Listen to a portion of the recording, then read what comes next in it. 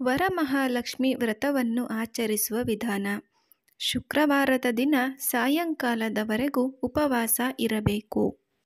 ವ್ರತ ಮಾಡುವವರು ಸಂಕಲ್ಪ ಮಾಡಿ ದೇವಿಯನ್ನು ಕಲಶ ಮತ್ತು ವಿಗ್ರಹಗಳಲ್ಲಿ ಆವಾಹನೆ ಮಾಡಿ ಪೂಜಿಸುವವರು. ಕಲಶದಲ್ಲಿ ಅಕ್ಕಿ ತುಂಬಿಸಿ ಖರ್ಜೂರ, ಗೋಡಂಬಿ, ದ್ರಾಕ್ಷಿ, ಬಾದಾಮಿ, ಕಲ್ಲು ಸಕ್ಕರೆ ಮತ್ತು ಕೆಲವು ಹಣ್ಣುಗಳನ್ನು ಇರಿಸುವರು. ಈ ಕಲಶಕ್ಕೆ ಲಕ್ಷ್ಮೀ ಕಲಶ ಎನ್ನುತ್ತಾರೆ.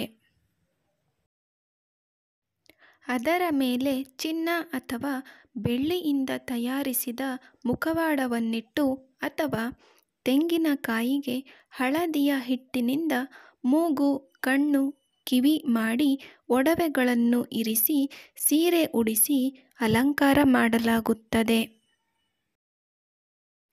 ಈ ಪೂಜೆಯಲ್ಲಿ ವಿಶೇಷವಾದ ದಾರಗಳಿಗೆ ಪೂಜೆಯನ್ನು ಸಲ್ಲಿಸುವರು. ಈ ದಾರವನ್ನು ದೋರವೆಂದು ಕರೆಯುವರು.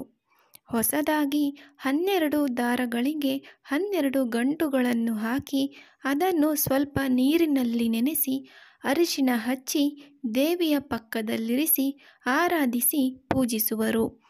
ಈ ದಾರಗಳಿಗೆ ಅರಿಶಿನ, ಕುಂಕುಮ, ಹೂವು, ಪತ್ರೆಗಳಿಂದ ಪೂಜಿಸಿ ನೈವೇದ್ಯ ಮಾಡುವರು. 12 ಹೆಸರುಗಳನ್ನು ಉಚ್ಚರಿಸಿ 12 ನಾಮಾವಳಿಯೆಂದು ಪೂಜಿಸುವರು. ಆ ನಾಮಾವಳಿಗಳು ಹೀಗಿವೆ: ರಮೆ, ಸರ್ವಮಂಗಳೆ, ಕಮಲವಾಸಿನೆ, ಮನ್ಮಥ ಜನನಿ, ವಿಷ್ಣುವಲ್ಲಭೆ, ಕ್ಷೀರಾಬ್ಧಿ ಕನ್ಯಕೆ, ಲೋಕಮಾತೆ, ಭಾರ್ಗವಿ, ಪದ್ಮಹಸ್ತೆ, ಪುಷ್ಪೆ, ತುಷ್ಟೆ ಮತ್ತು ವರಲಕ್ಷ್ಮಿ. ಈ ದಾರಕ್ಕಾಗಿ ವಿಶೇಷವಾದ ನೈವೇದ್ಯವಾದ ಸಜ್ಜಪ್ಪವನ್ನು ಅರ್ಪಿಸುವರು. ಅಂದು ಶ್ರೀ ಸೂಕ್ತವನ್ನು ಪಠಿಸುವುದು ಒಳ್ಳೆಯದು.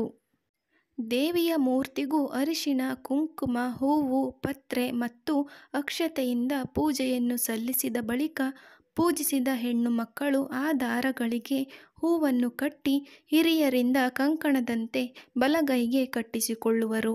ಹಾಗೆ ಕಟ್ಟಿಸಿಕೊಂಡ ನಂತರ ಆ ಹಿರಿಯರಿಗೆ ನಮಸ್ಕರಿಸಿ ದಕ್ಷಿಣೆಯೊಂದಿಗೆ ದಾನವನ್ನು ಕೊಡುವರು. ಈ ವಿಡಿಯೋ ಇಷ್ಟ ಆಗಿದ್ದರೆ ಲೈಕ್ ಮಾಡಿ, ಹಾಗೆ ತಪ್ಪದೆ ಸಬ್ಸ್ಕ್ರೈಬ್ ಆಗಿ.